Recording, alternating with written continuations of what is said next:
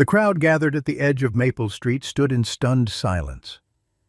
7-year-old Abigail Mitchell lay motionless on Samuel Hayes' front lawn, her small chest barely rising with each shallow breath. But it wasn't the unconscious child that held their attention. It was her guardians. 6 street dogs formed a protective circle around her tiny body.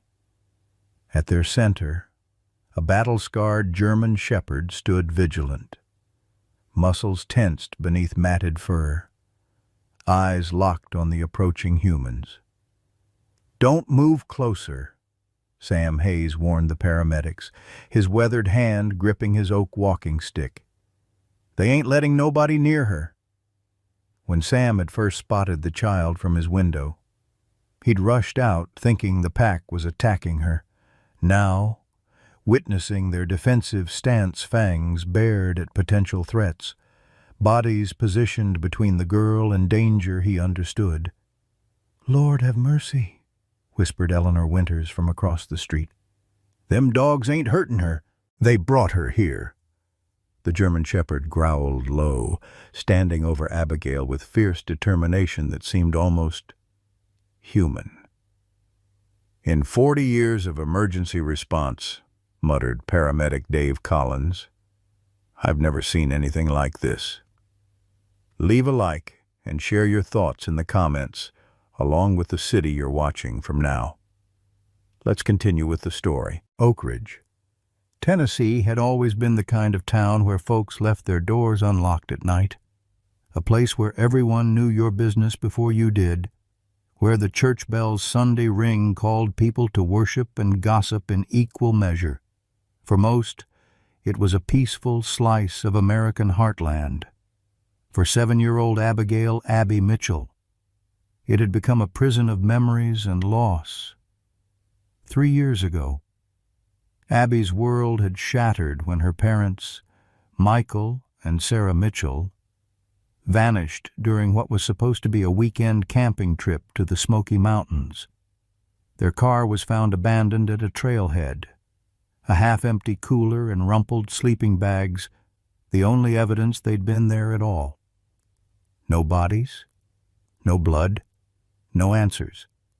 Abby now lived with Eleanor Reed, a 72-year-old neighbor who'd taken her in with much public proclamation about Christian duty and neighborly obligation.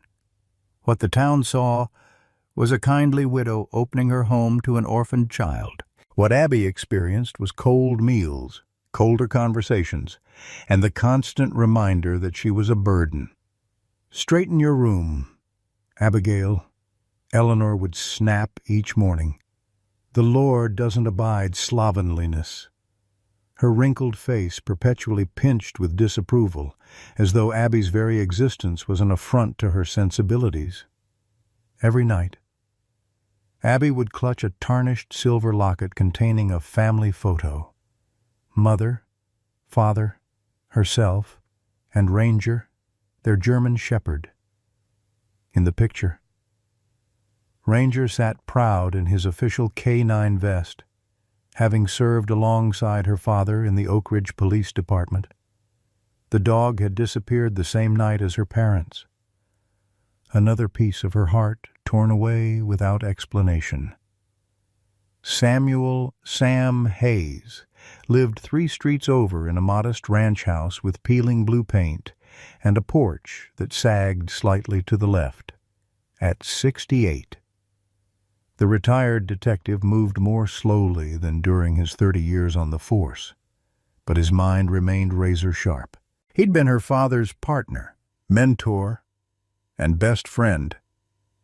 After the disappearance, Eleanor had systematically blocked Sam's attempts to visit Abby, claiming his presence stirred up painful memories.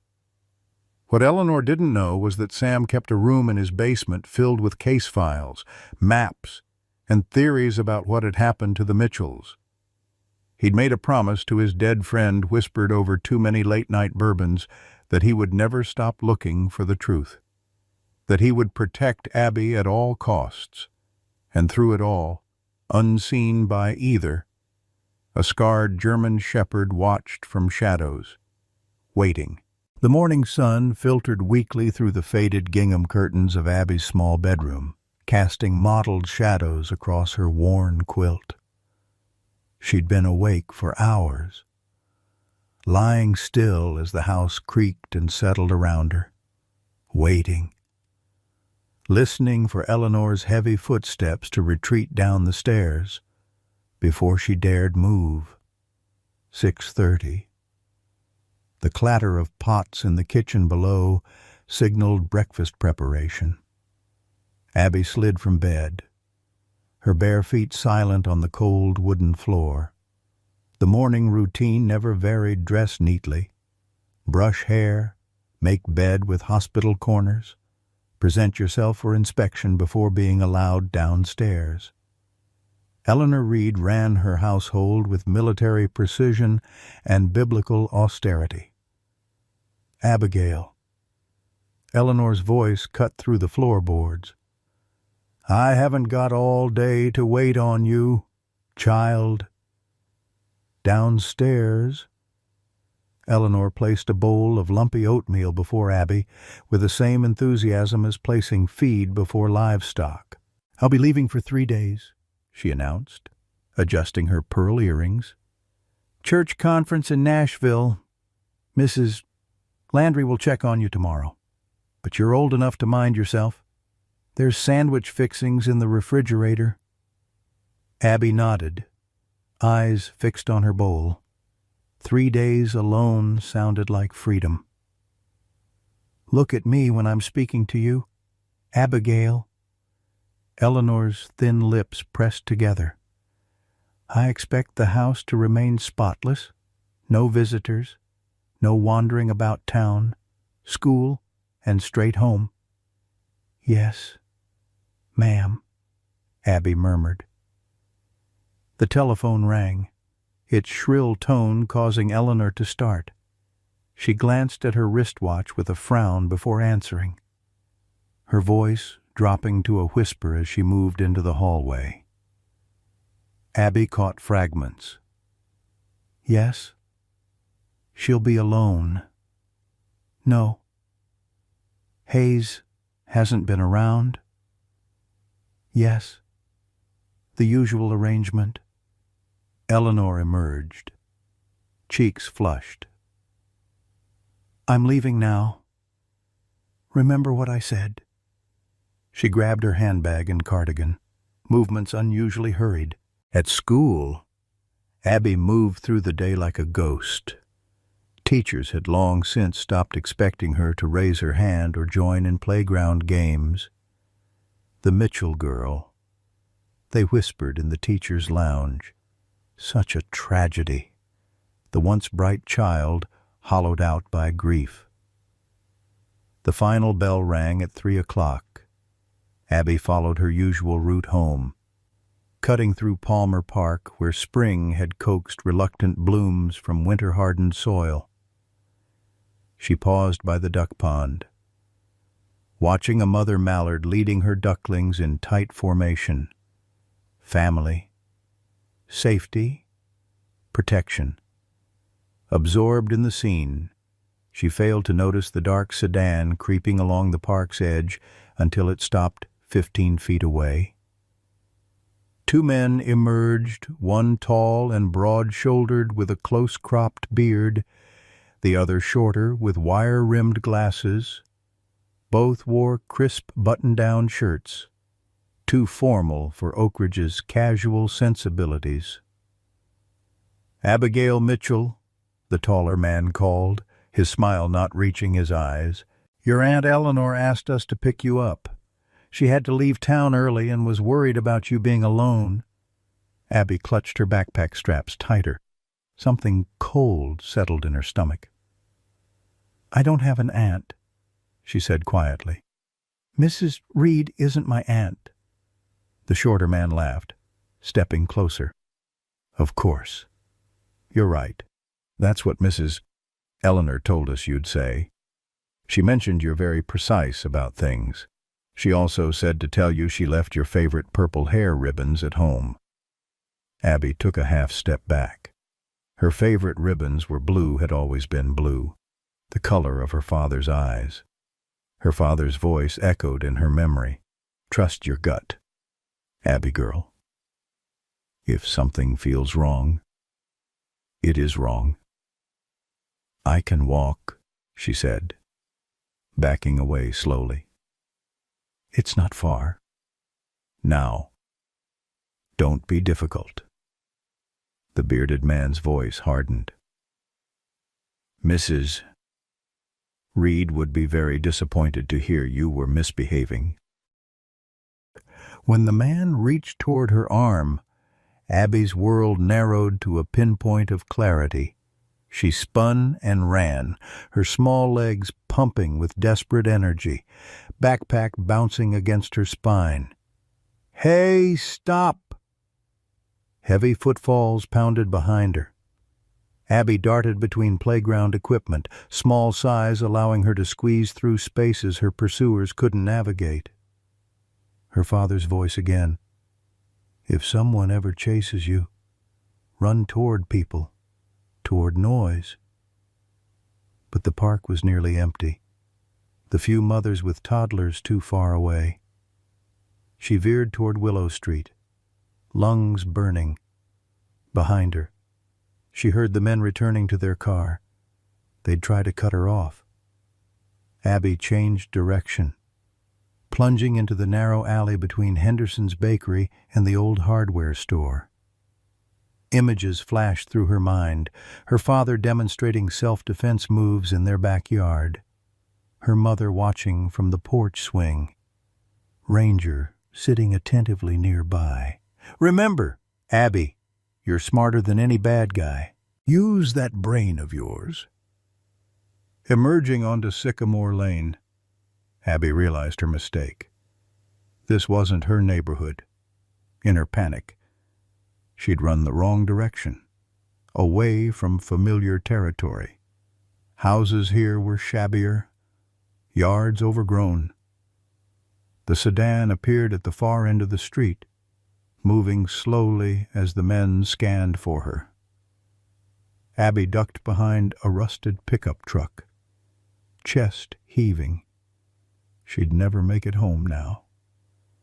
The Methodist church steeple visible in the distance told her she'd run nearly a mile in the opposite direction from Eleanor's house. The world began to spin, black spots dancing at the edges of her vision. Too much running, not enough breakfast. The ground tilted beneath her feet as she staggered toward an alley between two abandoned storefronts. 3 more steps. 2, 1. Abby collapsed in a heap of pink cotton and dirty sneakers, consciousness slipping away like water through cupped hands. Her last fading thought was of Ranger, his warm fur, his watchful eyes, his absolute loyalty. In the shadows of the alley, something moved. A large figure detached itself from the darkness, approaching the fallen child with cautious steps. A scarred muzzle lowered to her face, inhaling deeply. Recognition flickered in amber eyes. After 3 long years, Ranger had found his girl. The scent hit Ranger like a physical blow, sweet shampoo, pencil shavings, and beneath it all, the unmistakable signature that was purely Abby. His muscles trembled as memories cascaded through him, tiny hands scratching behind his ears, a child's laughter as he licked her face, sleeping at the foot of her bed during thunderstorms. 3 years of survival on Oak Ridge's streets had changed Ranger.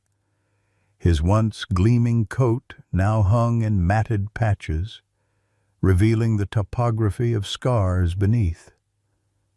The police K9 insignia collar was long gone, replaced by a raw band of fur where it had once sat. But his training, his purpose remained intact, encoded in muscle and bone. Ranger whined softly, nudging Abby's still form with his nose. No response.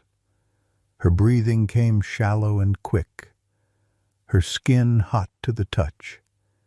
He recognized the signs from his K-9 medical training: exhaustion, dehydration, shock. She needed help. And soon, the distant sound of a car engine sent Ranger's ears pricking forward. The sedan, the men who had chased his girl. His hackles rose as he positioned himself protectively over Abby's body, a low growl building in his chest. No time. They would search the alleys next. Decision made. Ranger gently took the collar of Abby's shirt between his teeth, dragging her deeper into the shadowed alleyway. Finding a recessed doorway hidden from street view, he released her, then wormed his body beneath hers with practiced care. With a heave, he managed to roll her small form onto his back, balancing her weight across his shoulders. Standing was agony. Ranger's back leg had never fully healed from the night of the Mitchell family's disappearance. But pain was irrelevant. The mission was everything. Where to take her? The old Mitchell house belonged to strangers now. Eleanor Reed's place wasn't safe. His instincts had always registered danger there. There was only one option: Samuel Hayes, the gruff man who smelled of whiskey and sadness, who had been packed to Abby's father. Ranger issued a series of short, sharp barks, a summons he'd used countless times before. Within minutes, 5 dogs materialized from various hiding spots around the neighborhood. This was his pack now: Dottie, a one-eyed Dalmatian mix; Bruiser, a stocky pit bull with a torn ear; Scout, a nervous border collie; Rex, an ancient beagle; and Sadie, a motherly yellow lab missing half her tail. They approached cautiously, sniffing at Abby's dangling hand. Ranger growled softly, not threatening, but commanding. The street had taught them a complex language of survival, and his message was clear: protect the child. Follow me. The journey through Oak Ridge's back streets was slow and dangerous. Twice they froze as the sedan cruised past nearby intersections. Each time, Dottie and Scout created diversions, barking frenzies that drew attention away from Ranger's precious cargo. Bruiser and Rex flanked him, while Sadie watched their back trail. Sweat soaked through Abby's light cotton shirt, dampening Ranger's fur. Her occasional whimpers drove him forward despite the fire in his joints and the exhaustion weighing his steps. A mile became an eternity when carrying a human child. Memory guided him through unfamiliar neighborhoods, the scent of river to the east, pine forest to the north, and finally the faint trace of motor oil and bourbon that marked Sam Hayes's territory. The small blue house appeared as the sun began its descent, casting long shadows across the patchy front lawn. Ranger paused at the property edge, uncertain. Would the old man remember him? Would he help? No choice now. Abby's breathing had grown more labored. Ranger led his pack across the lawn to the porch steps, carefully maneuvering to keep Abby balanced. With Bruiser's help, he managed to lower her gently onto the welcome mat directly before the front door. The pack immediately formed a protective circle around her, Ranger at her head, the others positioned strategically around her small body. Ranger tilted his head back and howled a sound not of grief or hunger, but a deliberate call for attention. The other dogs joined, creating a cacophony impossible to ignore. Inside the house, Sam Hayes jerked awake from his armchair doze, bourbon sloshing in the glass balanced on his knee. The howling penetrated his whiskey fog, raising the hairs on the back of his neck. Not coyotes, not ordinary strays. This was something else, something urgent. Grabbing his walking stick, Sam approached the window cautiously and pushed aside the curtain. What he saw sobered him instantly. A child, motionless on his front porch, surrounded by wild-looking dogs. Jesus Christ. Sam flung open the door, stick raised defensively. Get away from her. The dogs didn't scatter as expected. Instead, they held formation, growling warnings. The German shepherd at the child's head bared impressive fangs, its body tense to attack if necessary. Sam hesitated. Years of police training assessing the bizarre tableau. The dogs weren't mauling the child, they were guarding her. And something about the German shepherd tugged at his memory. The distinctive markings, the intelligent eyes. Can't be, Sam muttered. He lowered his stick slightly, addressing the shepherd directly. Ranger Mitchell's dog. The shepherd's ears twitched at the name, but it maintained its protective stance. Sam's gaze dropped to the child, and his heart stuttered. Despite the dirt and sweat, he recognized the delicate features, the strawberry blonde hair. Abby Abigail Mitchell. A pathetic whine escaped the shepherd as if confirming Sam's shocked question. Sweet Jesus. Sam dropped his stick, falling to his knees despite the protest of arthritic joints. Abby, can you hear me? No response. Her skin was hot, pulse rapid under his weathered fingers. Sunstroke. Dehydration. The diagnosis from his first aid training came automatically. I need to take her inside, Sam told the shepherd, feeling ridiculous for reasoning with a dog. She needs help. The standoff lasted 10 more seconds before Ranger backed away slightly, allowing Sam to gather Abby into his arms. The moment he lifted her, the dog's demeanor changed from threatening to expectant, as if waiting for further instructions. Sam carried Abby inside, kicking the door shut behind him. Through the window, he watched the strange pack retreat, all except the shepherd, who settled onto his haunches at the edge of the property, eyes fixed unwaveringly on the house. Inside, Sam laid Abby on his couch, his hands shaking as he dialed 911. Emergency services. What's your situation? This is Samuel Hayes, 1478 Oak Ridge Lane. I've got an unconscious child on my hands, Abigail Mitchell. She's burning up with fever. He swallowed hard. And I think she might have been kidnapped. As Sam rushed to wet towels to cool Abby's fever, he glanced out the window again. The shepherd remained, sentinel-like in the gathering dusk. Even at this distance, Sam could see the intensity in the dog's posture, the absolute refusal to abandon his post. Ranger, Sam whispered, the name unlocking a flood of memories. What the hell happened to you all? In the distance, sirens wailed their approach, but Sam's mind was already racing ahead. If Ranger was alive after all this time, if Abby was in danger, then everything they thought they knew about Michael and Sarah Mitchell's disappearance was wrong. The antiseptic smell of Oak Ridge Memorial Hospital assaulted Sam's senses as he paced the narrow hallway outside Abby's room. 24 hours had passed since he'd found her collapsed on his porch. 24 hours of doctors, police questions, and growing dread in the pit of his stomach.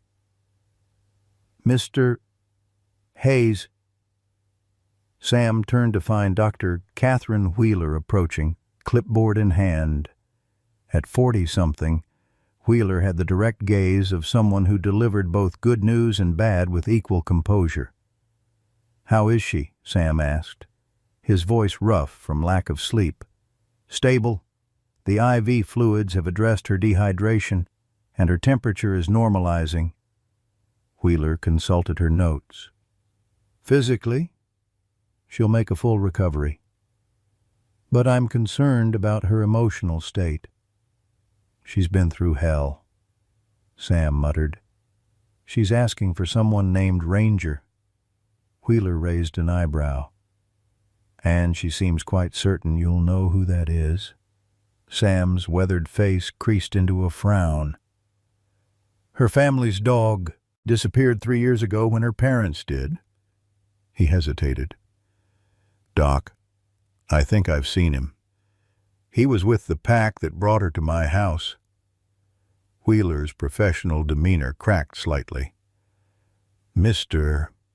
Hayes, are you suggesting a dog missing for 3 years not only recognized Abigail, but organized other strays to bring her to safety?" "I know how it sounds," Sam admitted. "But I was a cop for 30 years. I know what I saw."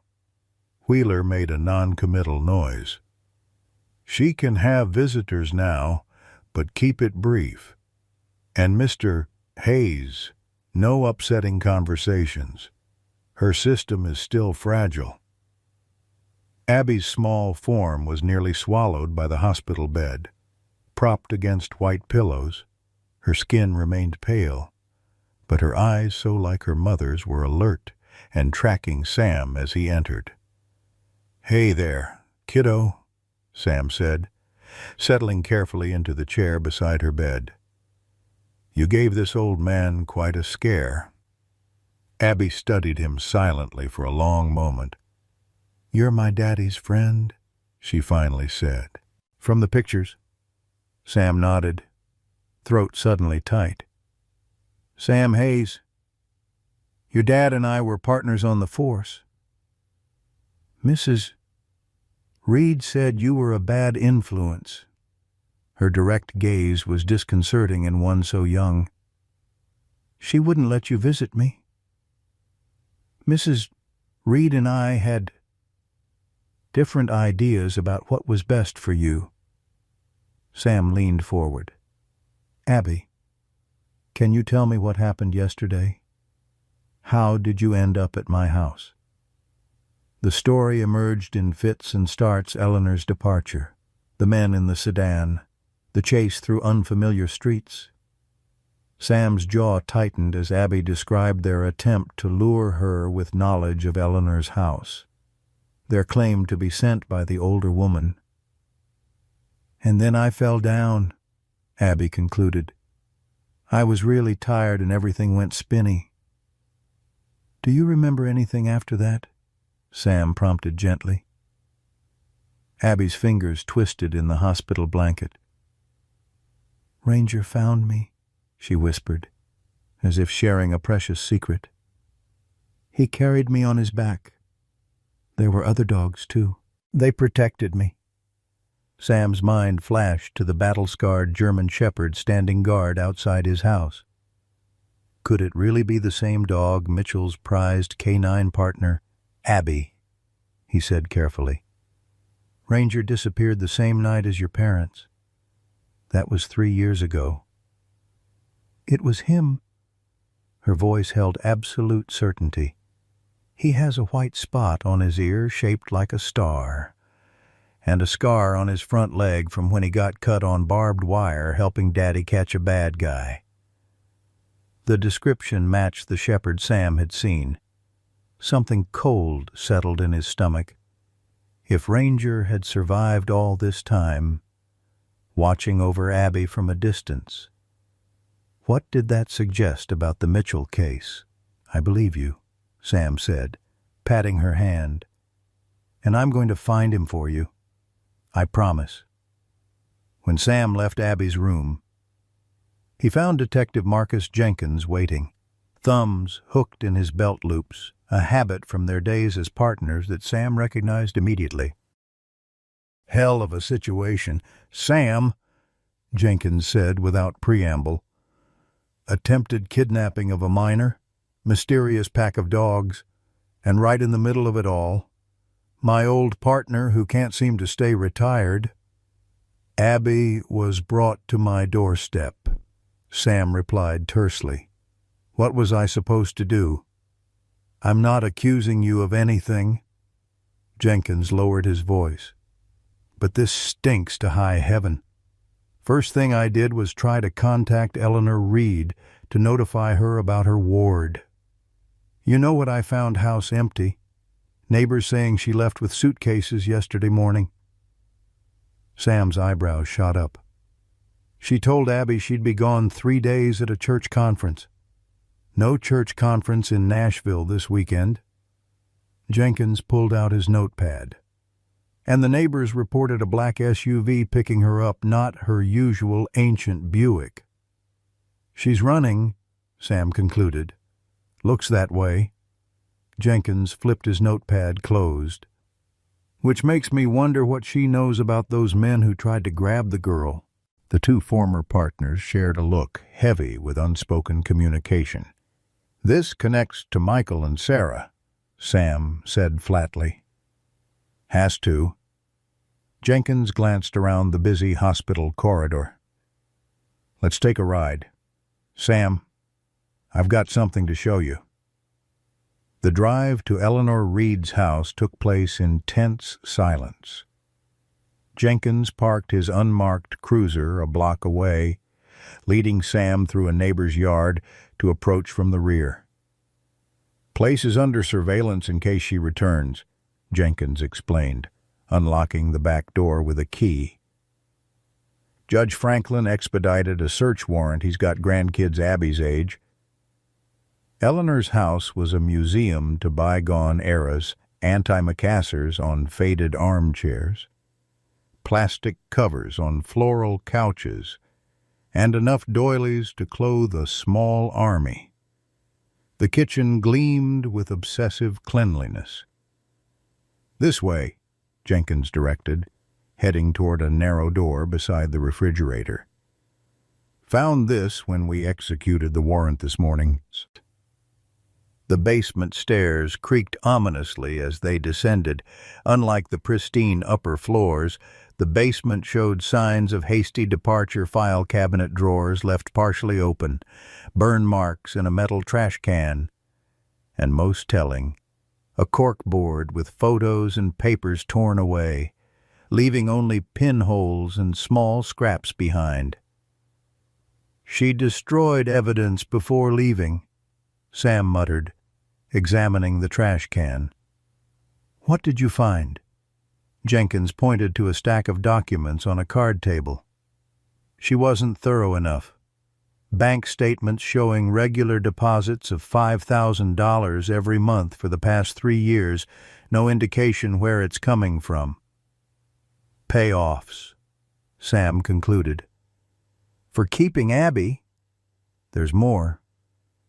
Jenkins handed him a manila folder. Hidden in a hollowed-out Bible upstairs. Guess she forgot it in her rush. Inside were surveillance photos of Abby at school, at the park, walking home, all taken with telephoto lenses from various angles. Interspersed were similar photos of Sam himself, entering his home, shopping at Jameson's grocery, visiting the police station. They've been watching both of you, Jenkins said grimly. Professional surveillance, not amateur hour. Sam's hands tightened on the folder. She was reporting on Abby. But why? What could a 7-year-old possibly know? Maybe it's not what she knows, Jenkins suggested quietly. Maybe it's who she is. Back at the hospital, Sam arranged for a police guard outside Abby's room before returning to his house. The neighborhood was quiet in the late afternoon, sprinklers ticking methodically across manicured lawns. No sign of the dog pack. On his front porch, Sam found a surprise, a small plastic bowl of water, untouched. that he definitely hadn't left there. His neighbors, the Hendersons, must have seen the shepherd keeping vigil. Sam settled into a lawn chair, an unopened bourbon bottle beside him. His gaze fixed on the tree line at the edge of his property where the shadows were deepening with approaching dusk. "I know you're out there," he called, feeling foolish but desperate.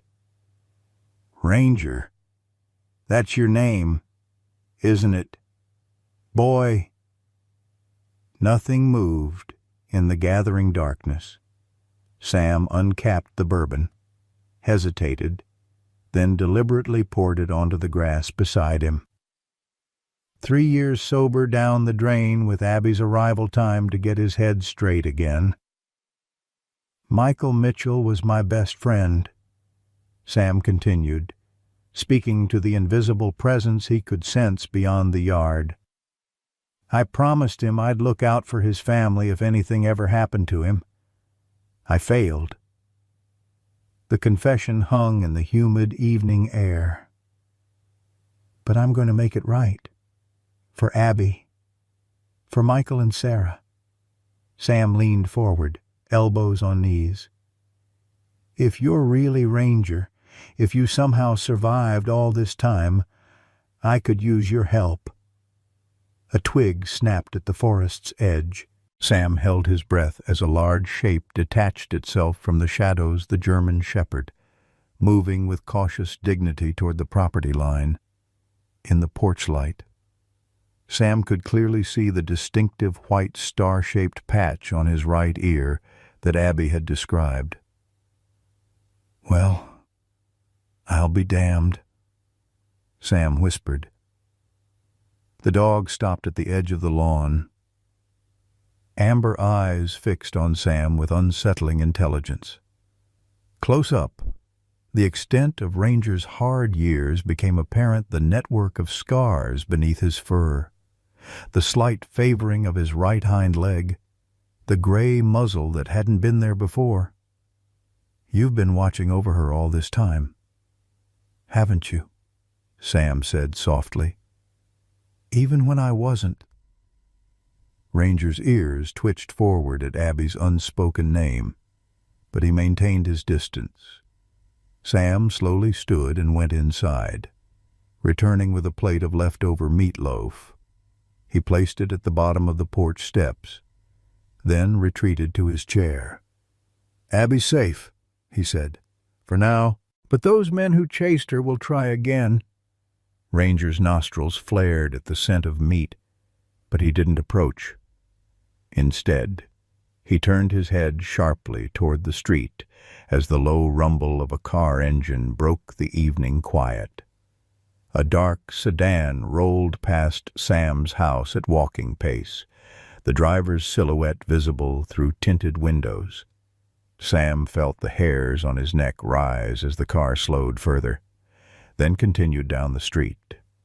Ranger had vanished back into the shadows. That night, Sam dreamed of Michael Mitchell for the first time in months.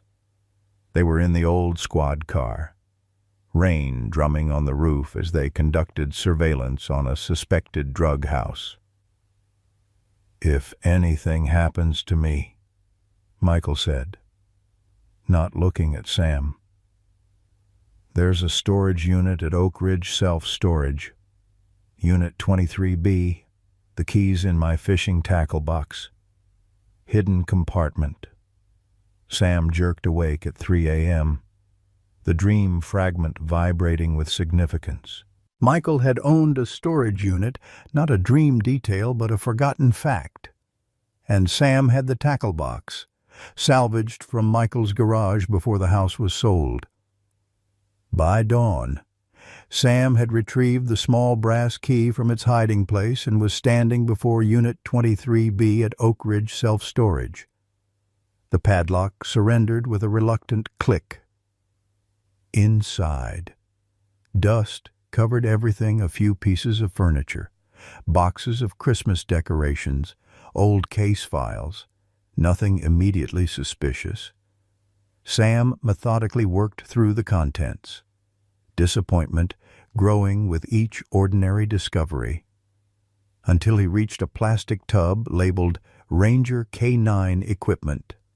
Inside, beneath Ranger's spare leads, training toys, and service vests, Sam found a waterproof pouch containing a thumb drive and a handwritten note in Michael's neat block printing. "Sam, if you're reading this, I didn't make it. Trust no one in the department except Jenkins. Evidence on drive." Sam's hands trembled as he pocketed the items. Whatever had gotten Michael and Sarah killed was on that drive. And somehow, Eleanor Reed and the men pursuing Abby were connected.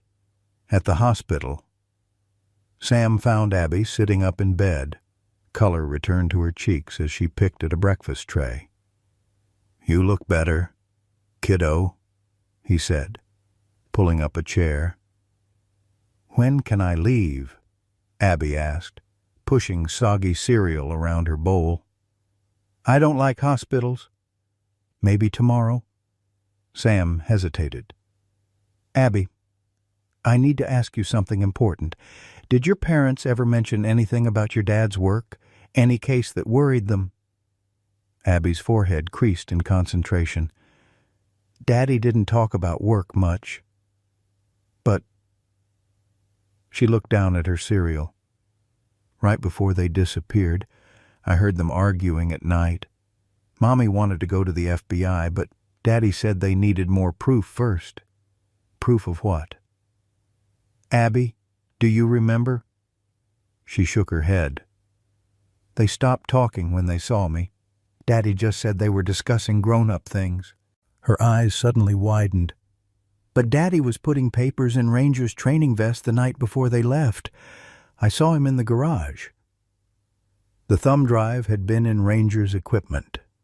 Michael had hidden evidence where only Sam would think to look, using the innocent comment about his fishing tackle box as a clue. "Sam," Abby's small voice pulled him from his thoughts.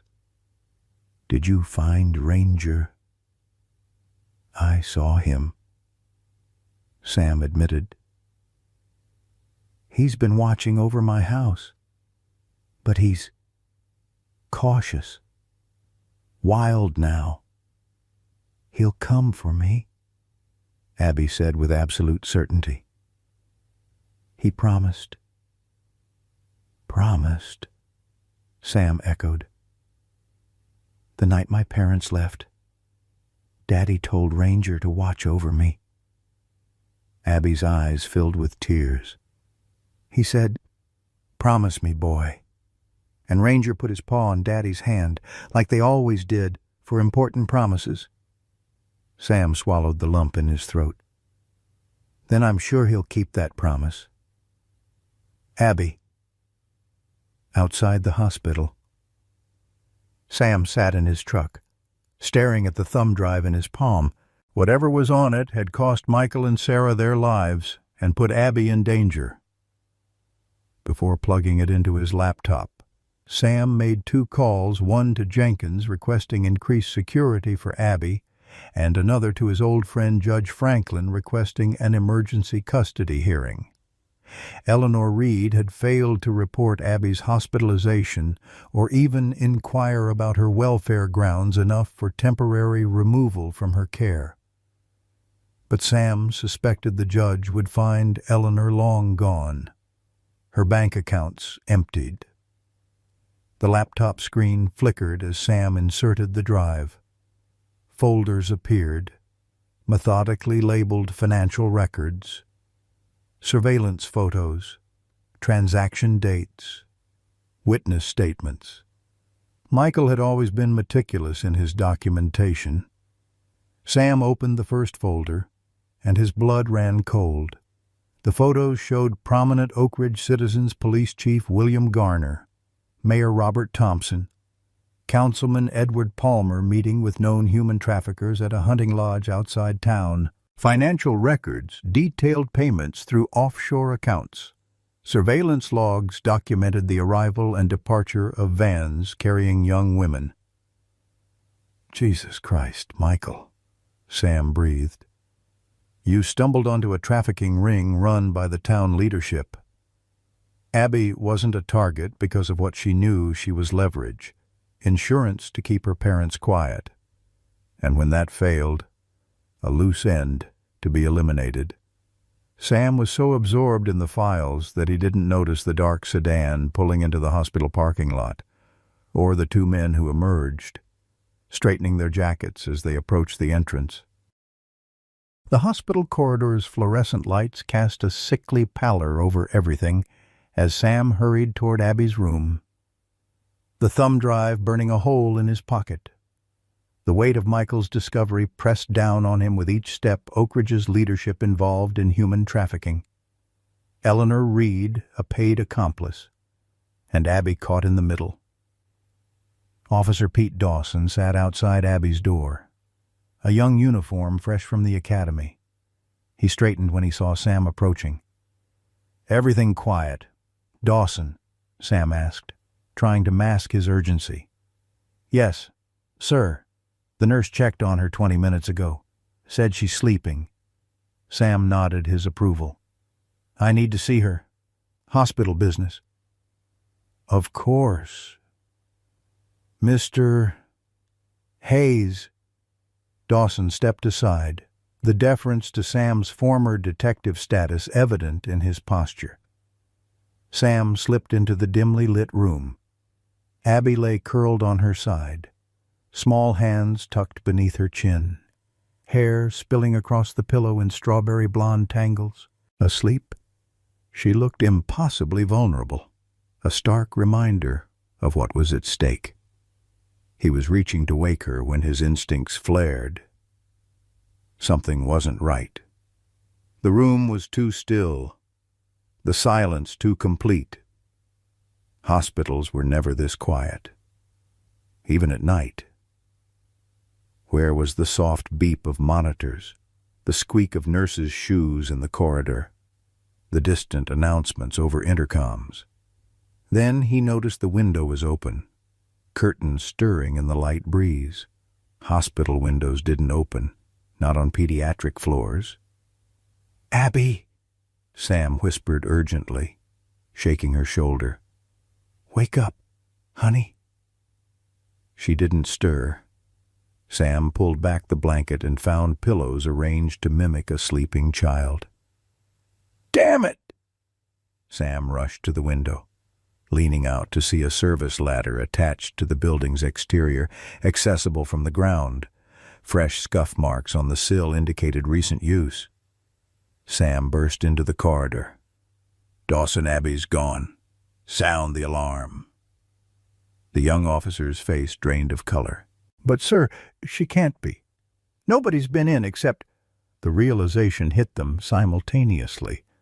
Sam grabbed Dawson's radio, barking into it. "All units, child abduction in progress at Oak Ridge Memorial, pediatric floor, suspects impersonating hospital staff."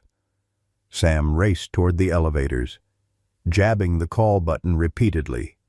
Too slow. He yanked open the door to the stairwell and took the steps 3 at a time, his aging knees protesting the abuse. At the hospital's main entrance, chaos was erupting as security responded to the alert.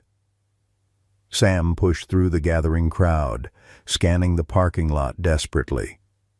A dark sedan peeled away from the emergency entrance, tires squealing on asphalt. "Stop that car!"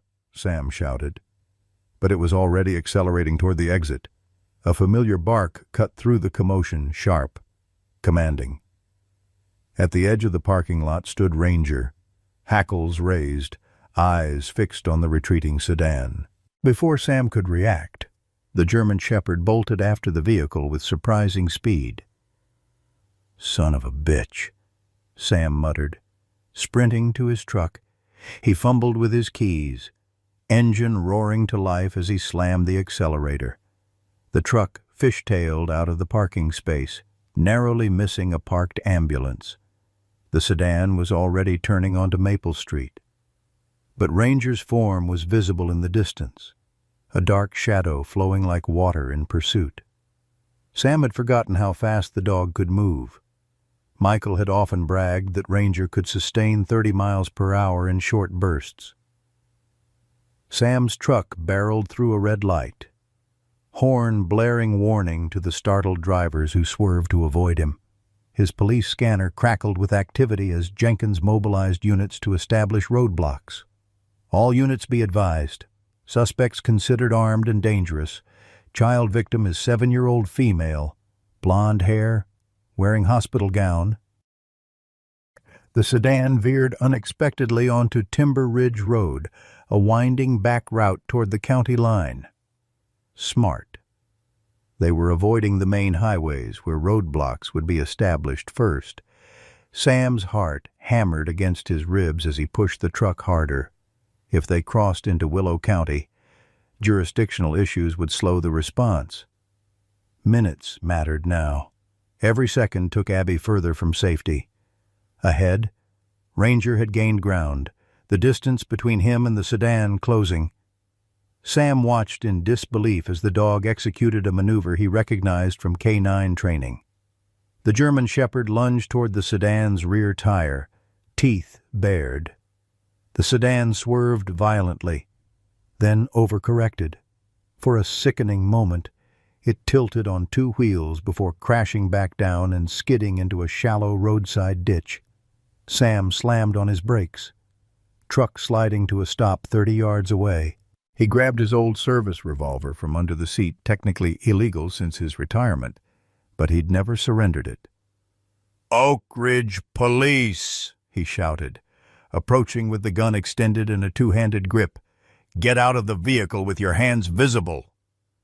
The sedan's driver's side door flew open. The bearded man from Abby's description emerged, one arm locked around her throat, the other holding a pistol to her temple. Abby's eyes were wide with terror, her small body rigid. "Back off, old man," the kidnapper snarled. "Drop the gun or I paint the road with her brains." Sam's hands remained steady, but ice formed in his veins. "Let the girl go. This doesn't have to end badly." "It ended badly the moment her father started asking questions," the man replied. "Now, drop the gun, or we find out if she looks more like her mother on the inside." The crude threat sent rage pulsing through Sam, but he kept his expression neutral. "All right," he said, slowly bending to place his revolver on the ground. "Just don't hurt her." From the corner of his eye, Sam caught movement in the brush alongside the road, a flash of fur, the gleam of watchful eyes. Not just Ranger, but the entire pack of street dogs, positioned strategically around the crash site. The kidnapper began backing toward the tree line, dragging Abby with him. "My partner and I are leaving now. Follow us. She dies. Send police. She dies. Do we understand each other?" "Crystal clear," Sam replied, raising his empty hands. "But there's something you should know." "Yeah? What's that?" The man's grip on Abby tightened. "I'm not the one you should be worried about." A low growl emanated from the darkness behind the kidnapper, deep, threatening, primeval. The man spun awkwardly. Abby still clutched against him. Ranger stood 10 feet away, lips pulled back to reveal gleaming fangs, body coiled like a spring, The transformation from street dog to trained K9 was complete. This was the Ranger that Michael Mitchell had trusted with his life and his daughter's safety. "Call off your mutt," the kidnapper shouted. Gun wavering between Sam and Ranger. That split second of divided attention was all Ranger needed. He launched forward in a blur of motion, powerful jaws clamping around the man's gun arm. Bones crunched beneath crushing pressure. The pistol discharged harmlessly into the air before falling from useless fingers. The kidnapper screamed, releasing Abby as he fell backward. Sam lunged forward, scooping Abby into his arms and rolling away from the struggle. "Cover your eyes, sweetheart," Sam whispered, shielding her face against his chest as Ranger continued his assault. The dog was relentless, trained to subdue armed suspects with maximum efficiency. Behind them, Sam heard sirens approaching Jenkins and backup finally arriving. When Sam looked up, the kidnapper lay motionless on the ground. Ranger standing over him with bloody muzzle, chest heaving. The German shepherd's eyes met Sam's clear, intelligent, waiting for the next command. "Good boy," Sam said softly, his voice breaking. "Stand down. It's over." Ranger immediately backed away from the subdued kidnapper, trotting to Sam and Abby. He sniffed the girl anxiously, whining when he detected her fear. "Ranger," Abby whispered, turning in Sam's arms. "Is it really you?" The transformation in the dog was immediate and profound. His entire demeanor softened, tail wagging tentatively as he gently licked Abby's outstretched hand. "You came back," Abby whispered, tears streaming down her face as she threw her arms around the dog's neck. "You really came back." By the time Jenkins and 3 patrol cars arrived, Sam had secured the kidnapper with his own belt and retrieved his revolver. The second man, the driver, had a broken arm and facial lacerations but was conscious. "What the hell happened here?" Jenkins demanded, surveying the scene with wide eyes. "Ranger happened," Sam replied, nodding toward where Abby sat on the grass, the German shepherd's head in her lap as she stroked his scarred muzzle. The rest of the dog pack maintained a respectful distance, watchful guardians forming a perimeter.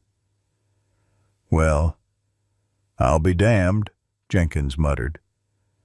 "That really is Mitchell's dog." Sam pulled Jenkins aside as paramedics tended to the kidnappers.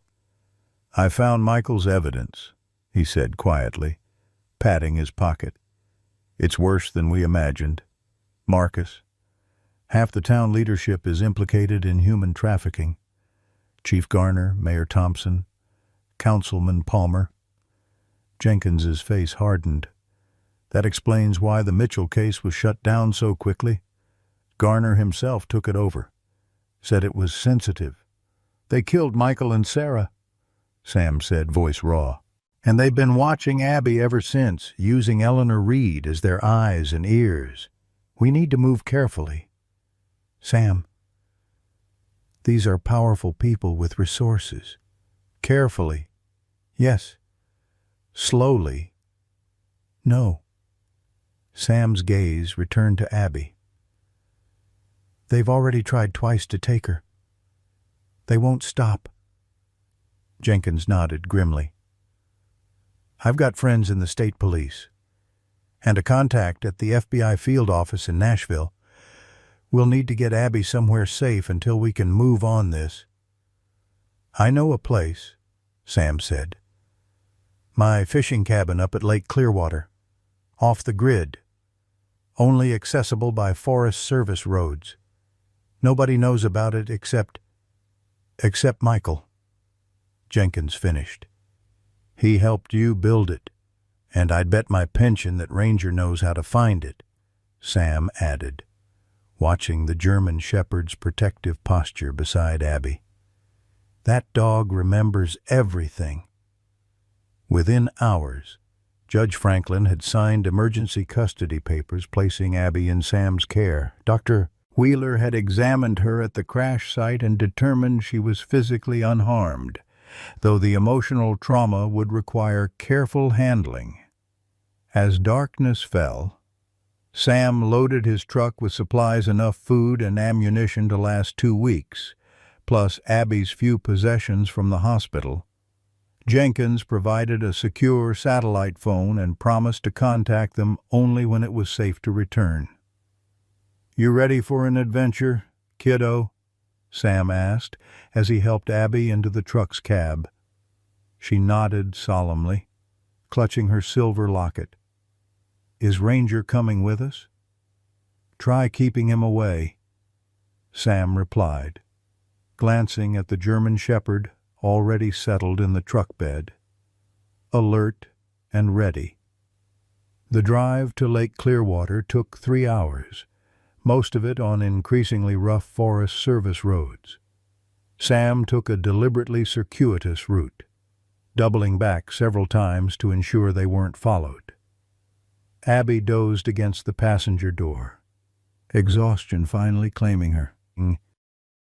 The cabin appeared in the truck's headlights, a simple structure of weathered logs nestled among pine trees, the lake's surface gleaming like black glass beyond it. Sam had built it 20 years ago as a retreat from the job's pressures, eventually sharing it with Michael during fishing weekends. "We're home," Sam announced softly, squeezing Abby's shoulder to wake her. She blinked sleepily, peering through the windshield. "It looks like the house in the fairy tale. The good one. Not the witches." Sam chuckled. "No witches here.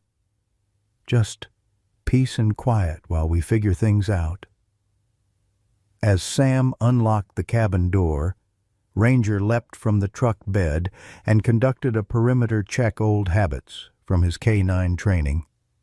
The other street dogs had not followed. They remained in Oak Ridge.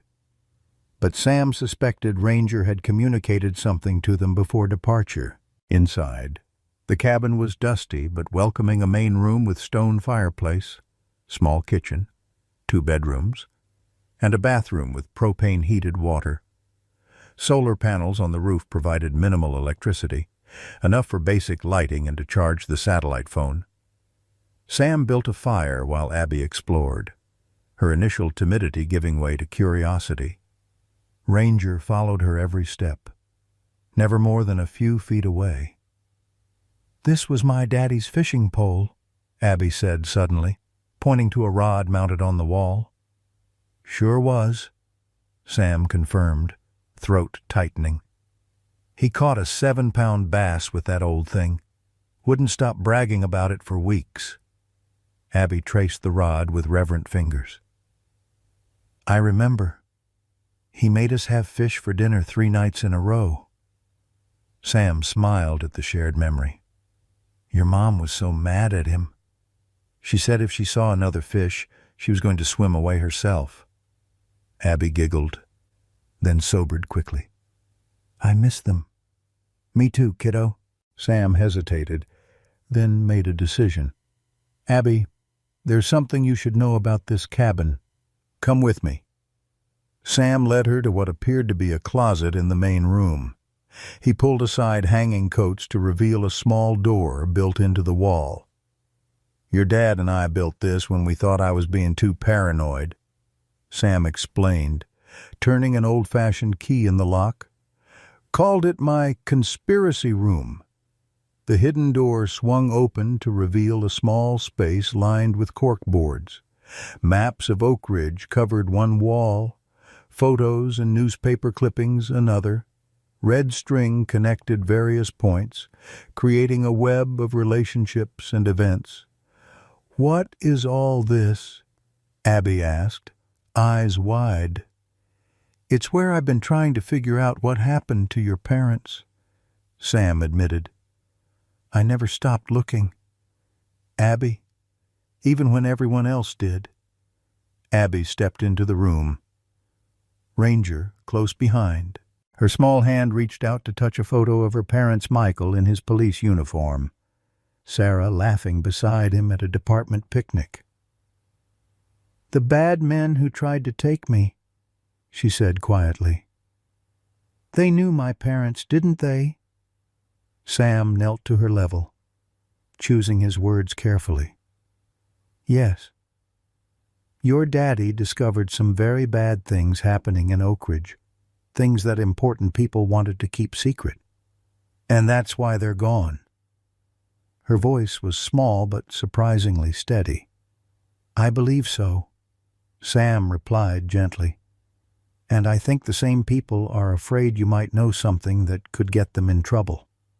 "But I don't know anything," Abby protested. "They don't realize that. Or maybe they just want to make sure."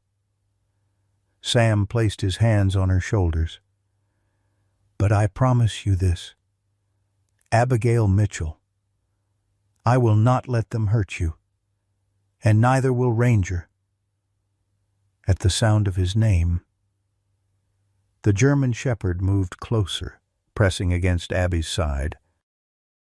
His amber eyes met Sam's with solemn understanding, a shared commitment to protect what remained of Michael and Sarah Mitchell's legacy.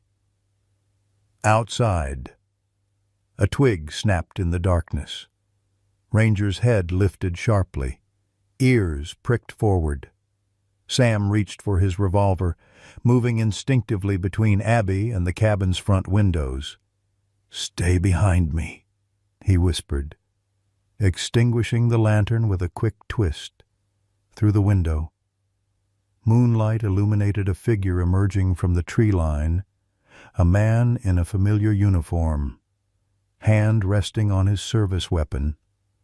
Police Chief William Garner had found them. Sam's heart thundered in his chest as he pressed Abby further into the shadows of the cabin. Chief William Garner's silhouette was unmistakable in the moonlight, broad-shouldered and commanding even at a distance. The man who had shut down the Mitchell investigation? The man implicated in Michael's evidence? The man who should have no possible way of knowing about this cabin? "Get into the safe room," Sam whispered to Abby, pressing the key into her small palm. "Lock it from the inside. Don't come out unless you hear me say, 'Bluebird.' Understand?" Abby nodded, eyes wide with terror. "What about Ranger?" The German shepherd stood rigid beside them, a low growl building in his chest as he sensed the danger outside. "He stays with you," Sam decided. "Go. Now." As Abby disappeared with Ranger into the hidden room, Sam positioned himself beside the front window, revolver ready. Outside, Garner had been joined by two more figures, Michael Reed, Eleanor's son, and the department's forensic technician, and Officer Brad Collins, a 20-year veteran with a reputation for excessive force. "Hayes," Garner's voice boomed across the clearing. "We know you're in there. This doesn't have to get messy." Sam remained silent, mind racing. How had they found the cabin who had betrayed them? "You've got something that belongs to us," Garner continued. "The girl and the thumb drive. Hand them over, and we all walk away." The cabin had only two exits, the front door and a small back window in the kitchen. 3 armed men against one retired detective with an old revolver. The odds were grim. "I've called for backup," Sam shouted back, bluffing. "State police are 10 minutes out. You boys might want to reconsider your position." Garner's laugh was cold in the night air. "Nice try, old man. Your phone hasn't made a single call since you left town. We've been monitoring the towers." A chill ran down Sam's spine. They'd been tracking the satellite phone, the one Jenkins had provided. The realization hit him like a physical blow. Jenkins was involved. "Let's be reasonable," Garner called. "The girl doesn't know anything. We just need to make sure it stays that way. She'll be placed with a nice family far from here. Start fresh. Isn't that what's best for her?" Sam's grip tightened on his revolver. "Like you did for her parents. That kind of fresh start." A heavy silence followed, broken only by the distant call of a night bird. "Michael Mitchell was my friend," Garner finally replied, his voice harder. "He should have come to me first, worked within the system. What happened was unfortunate, but necessary." "You murdering bastard," Sam hissed under his breath. "You've got 1 minute. Hayes," Garner announced. "Then we come in and take what we want.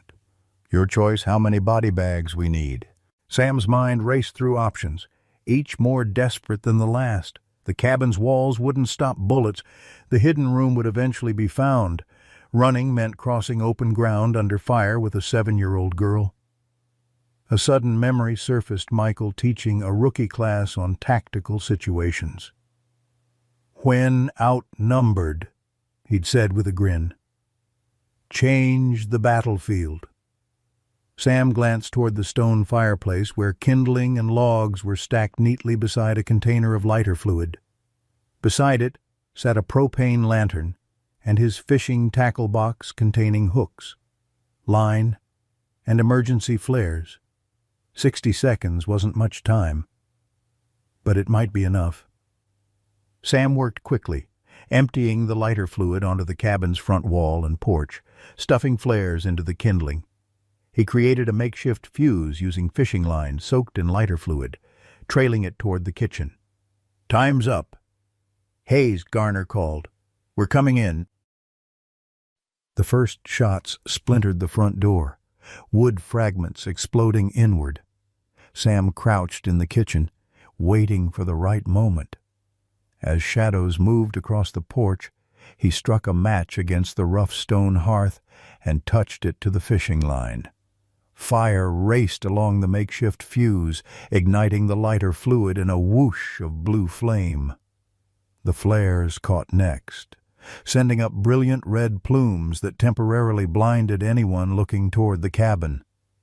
Sam used the distraction to dash to the hidden room, tapping rapidly on the door. "Bluebird now. Abby." The door cracked open, Abby's frightened face appearing in the gap. Ranger pushed past her, hackles raised as he sensed the danger. "The cabin's on fire," Sam explained, gathering Abby into his arms. "We're going out the back window, then straight for the lake. Stay low, stay quiet. Ranger will lead." As if understanding, the German shepherd positioned himself at the kitchen window, ears alert, waiting for Sam to open it. Outside, confusion reigned. The front of the cabin was now fully engulfed, flames climbing toward the roof. Garner and his men had retreated to a safe distance, momentarily disoriented by the unexpected blaze. Sam pushed the kitchen window open, helping Abby through first. Ranger followed, landing silently on the ground outside. Sam squeezed through last, his shoulder protesting the tight fit. "Follow Ranger," Sam whispered to Abby. "Straight to the water." The German shepherd took point, leading them away from the burning cabin in a low crouch. 50 yards of open ground separated them from the tree line, every step exposing them to discovery. They had covered half the distance when a shout went up behind them. There by the trees, a gunshot cracked through the night, the bullet thudding into a tree trunk inches from Sam's head. Abby whimpered in terror, freezing in place. "Keep moving," Sam urged, pushing her forward. More shots followed, forcing them to zigzag toward the shelter of the forest. 20 yards, 10, 5. As they reached the first trees, a bullet found its mark. Sam felt the impact as a hot punch to his left side, the force spinning him halfway around. He staggered but kept moving, one hand pressed to the spreading warmth on his shirt. "Sam?" Abby's voice quavered as she noticed his faltering steps. "Keep going," he gasped. "Just a scratch." It was more than a scratch. The bullet had entered his side, missing vital organs but causing significant blood loss. Each step sent fire through his torso. Each breath became more labored. Ranger led them deeper into the forest, following a game trail that wound toward the lake shore. Behind them, flashlight beams swept through the trees as their pursuers organized a search. "There's a boat," Sam told Abby between pained breaths, "hidden under branches near the old oak that hangs over the water." The summer storm arrived without warning. One moment, stars glimmered between tree branches. The next, clouds obliterated the night sky. Thunder rolled across the lake, followed by the first heavy drops of rain. "Thank God for small mercies," Sam muttered as the downpour intensified, washing away their tracks and scent. By the time they reached the lake shore, Sam's strength was flagging. Blood had soaked his shirt and pants, leaving a dangerous trail despite the rain. He leaned heavily against a tree, scanning the shoreline for the ancient oak that marked his hidden rowboat. "There," he pointed, voice barely audible above the storm. "Under those branches." Abby ran ahead with Ranger, tugging ineffectually at the camouflaged tarp covering the small boat. Sam staggered to help, each movement sending fresh agony through his wounded side. Together they managed to uncover and drag the boat to the water's edge. Sam helped Abby in first, then Ranger, before attempting to climb in himself. His weakened body betrayed him. He slipped on the wet gunwale, falling heavily into the shallow water. "Sam!" Abby cried, reaching for him. With monumental effort, Sam pulled himself into the boat, collapsing across the middle bench. Rain pelted his face as he fumbled with the oars, hands slick with blood and water. "We need to get across," he gasped. Other side. Safe house. Old ranger station. The lake, normally placid, had transformed into a churning expanse of whitecaps under the lashing storm. Each wave threatened to swamp their small craft as Sam struggled to row with failing strength. Halfway across, disaster struck. A massive wave broke over the bow, flooding the boat and sending the stern plunging. Water rushed in faster than Abby could bail with her cupped hands. "We're sinking!" she cried, panic making her voice shrill. Sam looked from the terrified child to the distant shore, calculating distances and probabilities with a detective's precision. The boat wouldn't make it. Abby couldn't swim well enough in these conditions. Ranger might manage, but not while trying to keep Abby afloat. "Ranger," Sam commanded, summoning the authority of his police days. "Life vest, under seat, bring—" The German shepherd understood immediately, diving beneath the water-filled bow to retrieve the child-sized orange life vest secured there. Sam's hands shook as he fastened it around Abby, tightening straps designed for a larger child. "Listen carefully," Sam said, gripping Abby's shoulders as the boat settled lower in the water. "You and Ranger need to swim for shore. He'll help you. I'll be right behind." It was a lie. The bullet wound had sapped too much of his strength, but Abby didn't need to know that. "I'm scared," she whispered, rain mingling with tears on her small face. "I know, sweetheart. But Ranger won't let anything happen to you. Will you, boy?" The German shepherd moved closer to Abby, positioning himself beside her, ready to support her in the water. "Go on now," Sam urged as the boat's gunwale dipped below the waterline. "Straight across. Don't look back." With a whimper of fear, Abby slipped into the churning lake, clinging to Ranger's collar as the dog began swimming powerfully toward the distant shore. Sam watched them go, pride mixing with grief as his vision began to darken around the edges. "Keep your promise, Ranger," he whispered as the boat disappeared beneath him. "Keep her safe."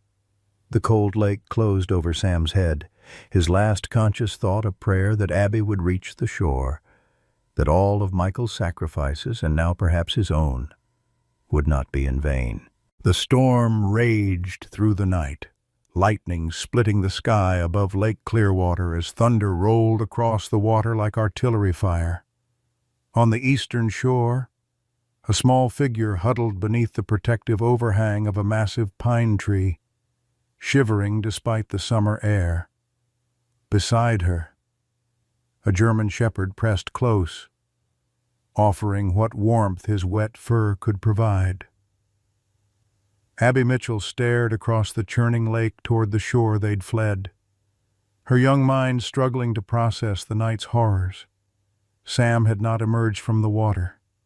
She had watched, clinging to a fallen log at the shoreline, as the boat disappeared, and with it, her last adult protector.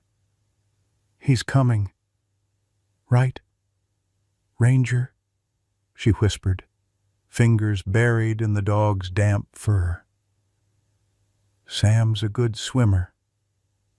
He'll find us soon," Ranger whined softly, amber eyes fixed on her face with an intelligence that seemed to understand her denial. He licked her cold cheek once, then rose and tugged gently at her sleeve. "Where are we going?" Abby asked, reluctant to leave their lookout position.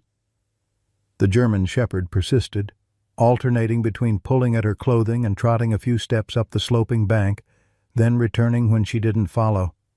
After the third attempt, Abby finally understood. "You want me to follow you," she said, rising stiffly. "Like at the hospital. You know where to go." The old ranger station Sam had mentioned materialized from the darkness after 20 minutes of difficult hiking a small cabin with boarded windows and moss-covered roof, abandoned years ago when the Forestry Service consolidated operations.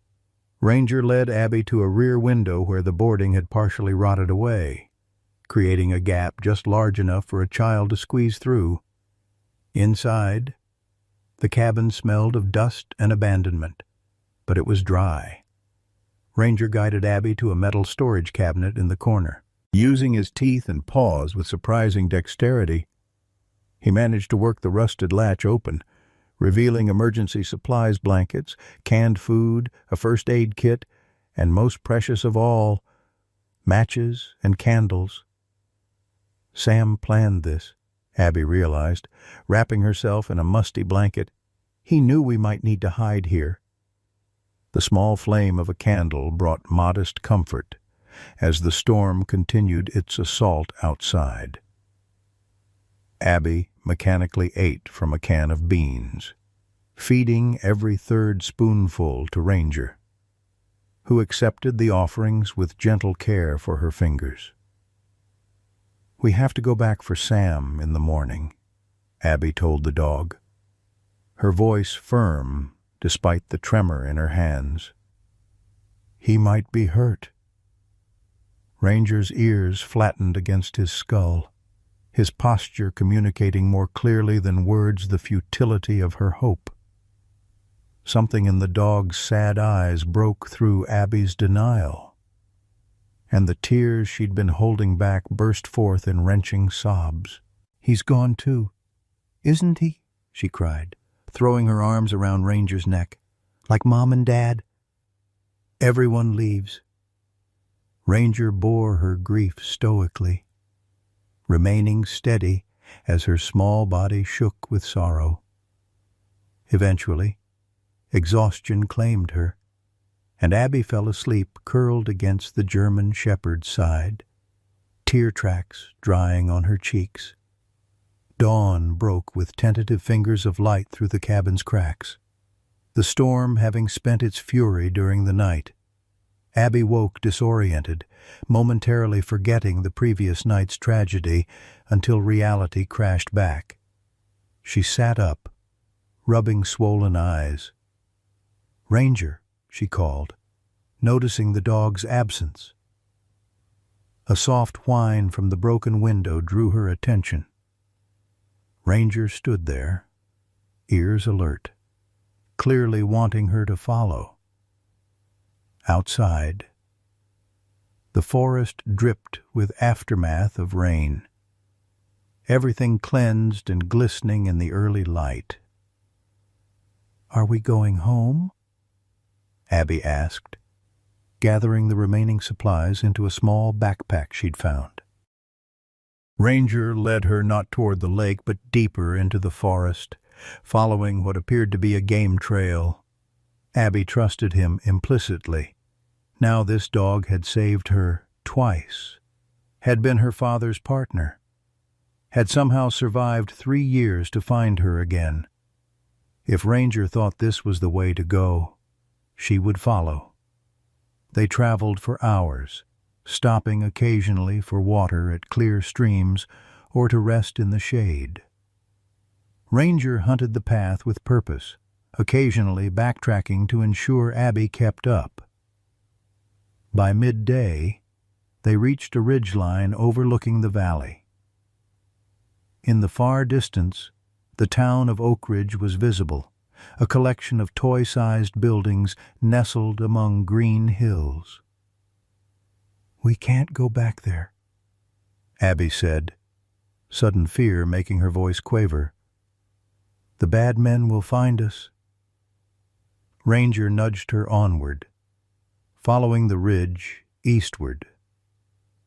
Another hour brought them to a small clearing where a weather-beaten jeep sat partially concealed beneath a camouflage tarp. Nearby, a metal box was bolted to a tree, secured with a combination lock. Abby approached cautiously. "Did Sam put this here too?" Ranger pawed at the lock insistently. Abby examined it, noticing faded numbers scratched into the tree bark beside it, 721-4. "Is that the combination?" she wondered aloud, turning the dials. To her amazement, the lock clicked open. Inside the box were keys, a burner phone, $500 in cash, and a sealed envelope addressed in Sam's handwriting, "For Abby, open only in emergency." This certainly qualified as an emergency. Abby tore open the envelope with trembling fingers, unfolding several pages of Sam's neat handwriting. "Dear Abby," she read aloud to Ranger, "if you're reading this, something has gone wrong, and I'm not with you anymore. I'm sorry for that. Your dad and I prepared these emergency caches years ago when he first suspected trouble. There's one more thing you need to know: your parents may still be alive." Abby gasped, the letter shaking in her hands. The thumb drive contained security footage from the night they disappeared. They were forced into a van at gunpoint, not killed on sight as I'd feared. I don't know where they were taken, but there's a chance, a small one, that they're being held somewhere. The key attached to this letter opens a deposit box at First National Bank in Nashville. Inside is everything your father collected, including names, dates, and possible locations. Take this to FBI agent Catherine Maddox. Her number is programmed into the phone. Trust no one in Oak Ridge, except Detective Marcus Jenkins. Abby lowered the letter, mind reeling. Her parents possibly alive. After 3 years of believing them dead, the spark of hope was almost too painful to bear. "We have to go to Nashville," she told Ranger, who sat watching her intently. "But how? It's so far." The Jeep keys in her palm seemed to offer an answer, but she was 7 years old, she couldn't drive. As if reading her thoughts, Ranger barked once and trotted to the forest's edge, standing expectantly. "You want me to wait here?" Abby guessed. Ranger disappeared into the underbrush. Abby settled beneath a tree, clutching the letter and phone, wondering what the dog's plan could possibly be. 20 minutes passed. 30. She began to worry he had abandoned her when a familiar sound broke the forest silence, barking. But not just Ranger's distinctive voice. Multiple dogs, coming closer. From the trees emerged a sight that stole Abby's breath. Ranger, leading the entire pack of street dogs from Oak Ridge. The one-eyed Dalmatian, the stocky pit bull, the nervous border collie, the ancient beagle, and the yellow lab missing half her tail. They approached Abby with varying degrees of caution, Ranger proudly at their head. "You brought your friends," Abby whispered in awe. "But why?" Her question was answered moments later when a man's voice called from beyond the tree line. "Hello, is someone there?" "The dogs led me here." Abby scrambled behind the jeep, fear closing her throat. Ranger positioned himself between her and the approaching voice, his posture alert but not aggressive. Detective Marcus Jenkins stepped into the clearing, hands visible at his sides. "Abby, it's Detective Jenkins, Sam's friend." He looked exhausted, his uniform muddy and torn. "I've been searching for you since last night." "Stay back," Abby cried. Sam's letter clutched to her chest. "Sam said you're the only one in Oak Ridge to trust, but the bad men found us at the cabin. They knew where we were." Jenkins nodded grimly. "Because Chief Garner has been monitoring all police communications. I didn't know until it was too late." He took a cautious step forward, stopping when Ranger growled. "Sam called me from the satellite phone before you reached the cabin. Said he found evidence your parents might be alive." Abby's heart raced. "How do I know you're not with them, the bad men?" "Smart girl," Jenkins approved. "Your father taught you well." He slowly reached into his pocket and withdrew a badge. Not his police badge, but a small, unfamiliar shield. "I'm not just Oak Ridge PD. Abby. I've been working undercover for the FBI for 3 years, trying to build a case against the trafficking ring. Your father was helping me before he disappeared." Abby looked to Ranger for guidance. The German shepherd studied Jenkins intently. Then, in a gesture that brought tears to her eyes, walked forward and placed his paw on Jenkins' outstretched hand, the same signal of trust he had used with her father. "Sam?" she asked, her small voice cracking. "Is he?" Jenkins' face fell. "I don't know. Abby, state police are dragging the lake now. But Sam Hayes is the toughest old warhorse I've ever known. If anyone could survive," hope flickered, fragile and tentative. "The letter says to go to Nashville," Abby said, emerging from behind the jeep. "To find FBI agent Catherine Maddox." "Kate's my handler," Jenkins confirmed. "And that's exactly where we're going. Right now." As Jenkins helped Abby into the jeep, Ranger leapt into the back, followed by the one-eyed Dalmatian. The other dogs melted back into the forest at some silent command from their leader. "They're going back to watch," Jenkins explained, noticing Abby's questioning look. "Dogs are smarter than people give them credit for. They've been Ranger's eyes and ears in Oak Ridge all this time." The jeep bounced down a rough forest road, putting distance between them and Lake Clearwater with every turn of the wheels. Abby sat silently, processing everything, the possibility her parents lived, the loss of Sam, the revelation of Jenkins' true role. "Detective Jenkins," she finally said, clutching her silver locket, "do you really think my mom and dad could be alive?" Jenkins glanced at her, his weathered face softening. "Your father once told me something I never forgot. He said, 'In our darkest cases, when all evidence points to the worst outcome, sometimes hope is the only investigative tool we have left. We're going to follow that hope, Abby, all the way.'"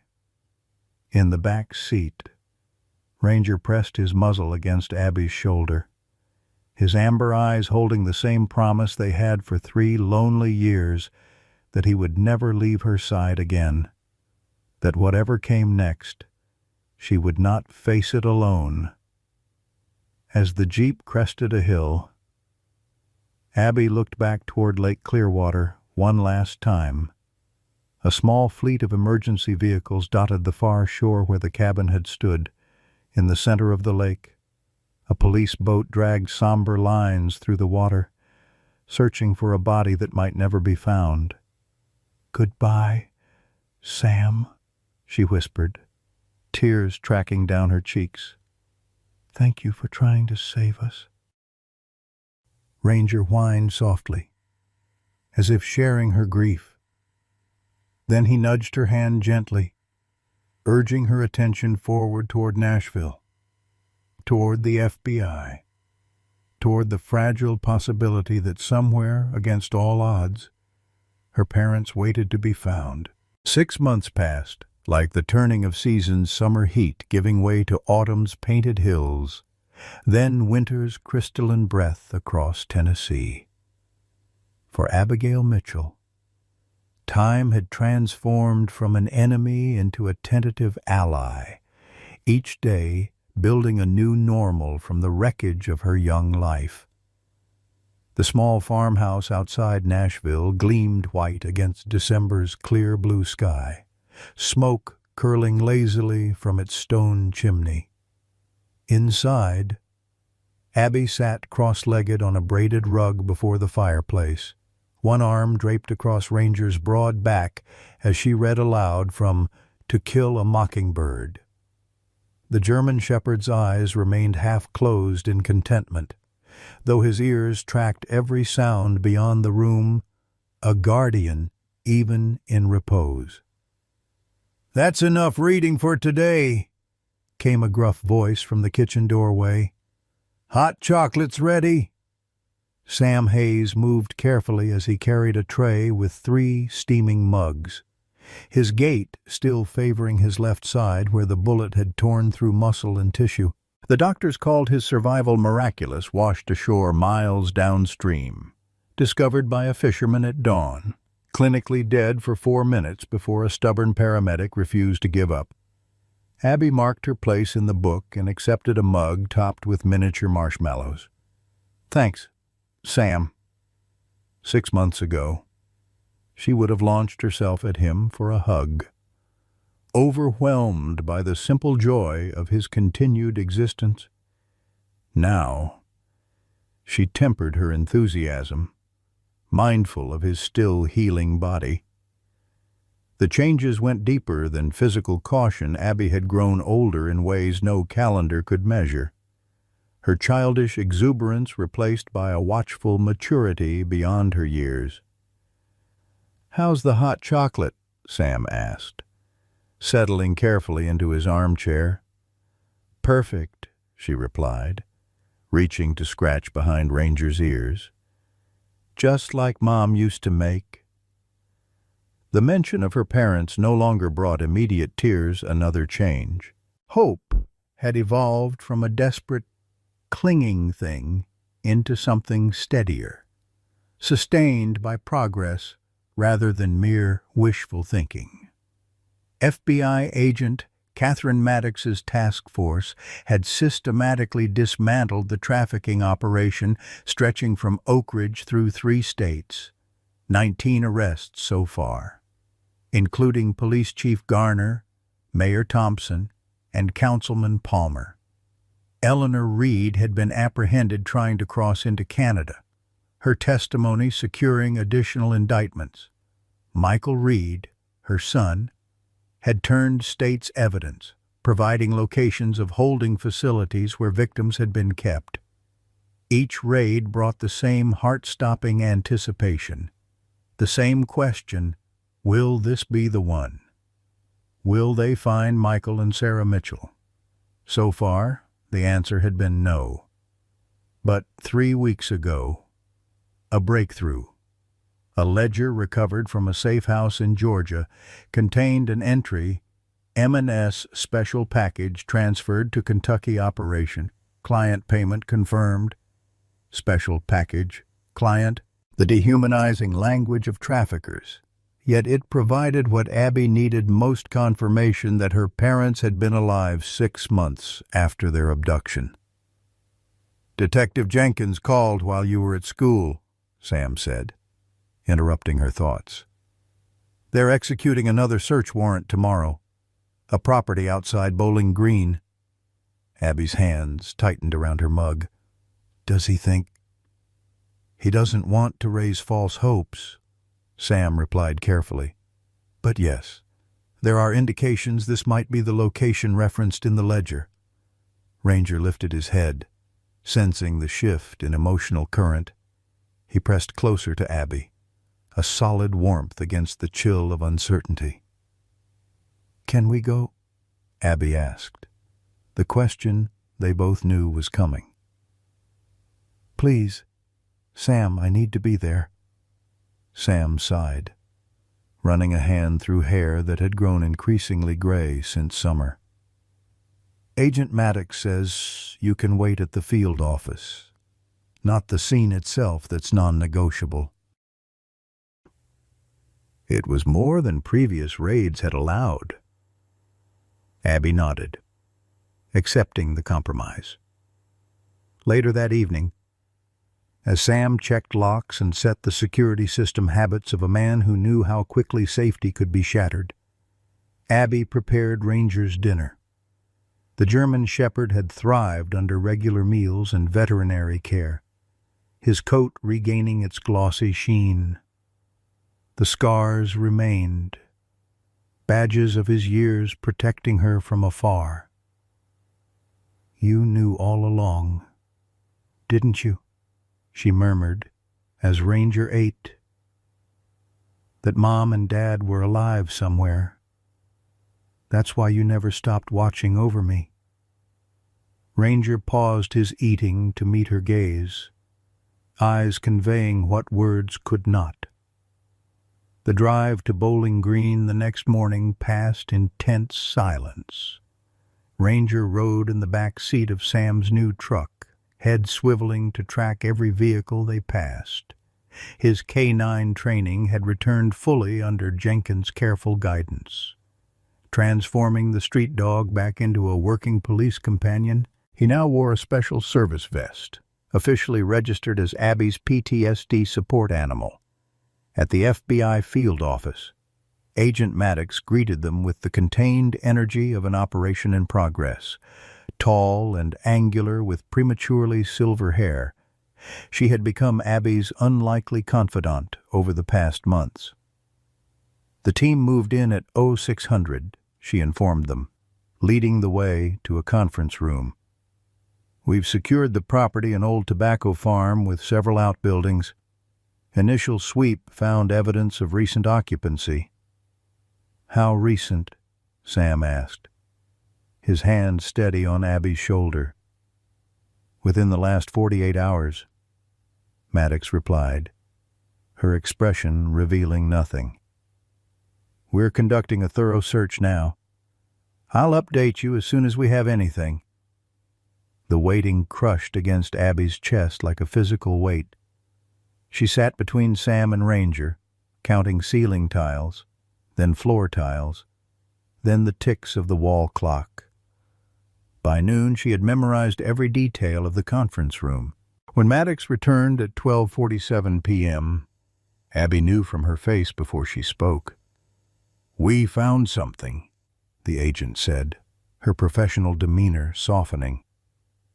Personal effects in a locked room of the main house. A woman's locket with photos inside, matching the description of your mother's, and a police academy ring with your father's initials. They were there, Abby whispered, half statement, half question. Yes, Maddox confirmed. And according to paperwork we recovered, they were moved approximately 4 days ago to a location in Indiana. We're coordinating with the Indianapolis field office now. Hope and despair warred in Abby's heart, so close, yet still out of reach. There's more, Maddox continued, kneeling to Abby's eye level. We found a hidden message carved into the baseboard of the room. It reads, "Tell Abby we love her. We're surviving. M&S." The dam broke. Tears Abby had held in check for months poured forth, her small body shaking with sobs. Sam pulled her close, his own eyes glistening. "They're alive," he murmured into her hair. "They're fighting to come back to you." 3 weeks later, as January painted the Tennessee hills with frost, the call they had been waiting for finally came. Abby was finishing homework at the kitchen table when Sam answered his phone, his expression transforming from casual interest to stunned disbelief. "We'll be right there," he said, voice thick with emotion as he ended the call. "Abby, get your coat. And Ranger's vest." "Did they find them?" she asked, already on her feet, heart thundering. Sam nodded, unable to speak for a moment. "Nashville Memorial Hospital. Jenkins says they're dehydrated, malnourished, but alive. Your mother has some injuries, but she's stable. Your father? What about Dad?" Fear clutched at Abby's throat. "He's asking for you," Sam said, tears finally breaking free. "And for Ranger." The hospital corridor seemed endless, Abby's legs barely keeping pace with Sam's long strides. Ranger moved beside her, his training temporarily forgotten as he pulled eagerly forward, nose raised as if catching a scent from the past. Outside a room guarded by 2 FBI agents. Detective Jenkins waited, his weathered face split by an uncharacteristic grin. "They're ready for you, kiddo." Abby hesitated at the threshold, suddenly afraid. What if they were different? What if they didn't remember her? What if Ranger made the decision for her? Pushing past to enter the room with a joyful whine, Abby followed, and the world stopped spinning. On the hospital bed sat her mother, Sarah Mitchell, thinner, paler, with a healing wound across her cheekbone, but unmistakably her mother. Beside the bed in a wheelchair, Michael Mitchell looked up, his police officer's posture intact, despite the evidence of long suffering etched into his face. "Abby," he breathed, arms opening. She ran to him, 3 years of separation collapsing into nothing as she felt her father's embrace again. Her mother's hand stroked her hair, tears falling freely. "You found us," Sarah whispered. "Our brave, brilliant girl."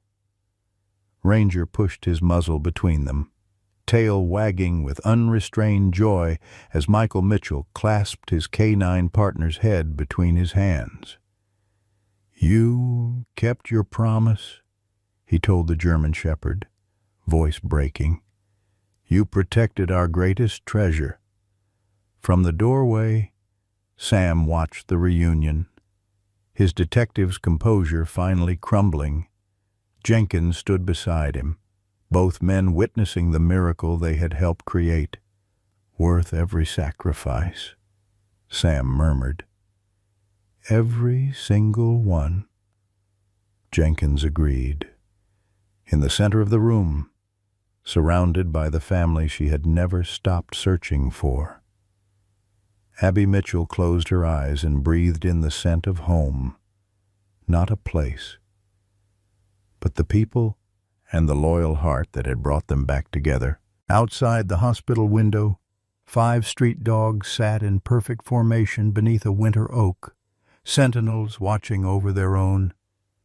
Folks, when I think about what makes America great, it's not our buildings or highways, it's stories like Abby and Rangers that remind us what we're made of. Remember when neighbors looked out for each other? When a man's word was his bond? When loyalty wasn't just a word, but a way of life?